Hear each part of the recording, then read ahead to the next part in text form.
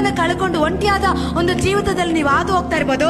ಆದ್ರೆ ದೇವ್ರು ಹೇಳ್ತಾ ಇದ್ದಾರೆ, ಅರಿಯದೆ ಕಾಣದೇ ಇರುವಂತ ಜಾಗದಿಂದ ದೂರದಿಂದ ಒಂದು ಜನಾಂಗವನ್ನು ನಿಮ್ಮ ಮೇಲೆ ನಾನು ಕಳಿಸ್ತಾ ಇದ್ದೀನಿ. ಅದೇನಾಗಿರುತ್ತೆ, ಅದು ಸ್ಥಿರವಾಗಿರುತ್ತೆ ಇನ್ನು ಮೇಲೆ ನಿಮಗೆ. ಹಲ್ಲೆಲೂಯಾ. ಇವತ್ತು ಅನೇಕರು ಬಂದು ಹೋಗಿರ್ಬೋದು, ಅನೇಕರು ಕಾಣದೇ ಆಗಿರ್ಬೋದು, ಆದ್ರೆ ದೇವ್ರು ಹೇಳ್ತಾ ಇದ್ದಾರೆ, ದೂರದಿಂದ ಒಂದು ಜನಾಂಗ ನಿಮ್ಮ ಮಟ್ಟಿಗೆ ಬರ್ತಾರೆ. ಅದೇನಾಗಿರುತ್ತೆ, ಸ್ಥಿರವಾಗಿರುತ್ತೆ. ಯಾರು ಅದನ್ನ ಅಲ್ಲಾಡಿಸಕ್ಕಾಗುದಿಲ್ಲ. ಇಲ್ಲೋಗಿ ನಮ್ಮ ದೇವರ ಒಂದು ಕುಟುಂಬನ ದೇವ್ರು ನಮಗೆ ಕೊಡ್ತಾರೆ, ಒಂದು ಮಕ್ಕಳನ್ನ ದೇವ್ರು ನಮಗೆ ಕೊಡ್ಬೋದು. ಇಲ್ಲ ಒಂದು ಯಾವುದೇ ಒಂದು ವಿಷಯದಲ್ಲಿ ದೇವ್ರು ನಮಗೆ ಒಂದು ಜನಾಂಗನ ದೇವ್ರು ಕೊಡೋದಕ್ಕಾಗಿ ಹೋಗ್ತಾರೆ. ಆ ಜನಾಂಗನ ಯಾರು ಅಲ್ಲಾಡಿಸೋದಕ್ಕಾಗುದಿಲ್ಲ. ಆ ಜನಾಂಗನ ದೇವ್ರು ಏನ್ ಮಾಡ್ತಾರೆ, ಸ್ಥಿರಪಡಿಸ್ತಾರೆ. ಈ ಜನಾಂಗನ ಹೇಗೆ ಕೆಡಿಸ್ಬೇಕು, ಹೇಗೆ ಕದಲಿಸ್ಬೇಕು, ಈ ಜನರು ಇಲ್ಲಿ ಬರದಾಗೆ ಮಾಡ್ಬೇಕು, ಈ ಜನರು ಇವ್ರಿಗೆ ಫೇವರ್ ಆಗಿರಬಾರ್ದು, ಈ ಜನರು ಇವ್ರ ಸಂಗಡ ಇವರೊಟ್ಟಿಗೆ ಸಪೋರ್ಟ್ ಆಗಿ ನಿಲ್ಲಬಾರ್ದು, ಸೇವೆನಲ್ಲಿ ಇವರು ಮುಂದೆ ಹೋಗ್ಬಾರ್ದು ಅಂತೇಳಿ ಅನೇಕರ ವಿರೋಧವಾಗಿ ನಿಮಗೆ ಬರ್ಬೋದು. ಯಾರ ವಿರೋಧವಾಗಿ ಬಂದ್ರು ಕೂಡ ದೇವರು ಅದನ್ನ ಏನ್ ಮಾಡ್ತಾರೆ, ಸ್ಥಿರಪಡಿಸ್ತಾರೆ. ಹಲ್ಲೆಲೂಯಾ. ಅದಕ್ಕೆ ದೇವರ ವಾಕ್ಯ ಹೇಳ್ತದೆ,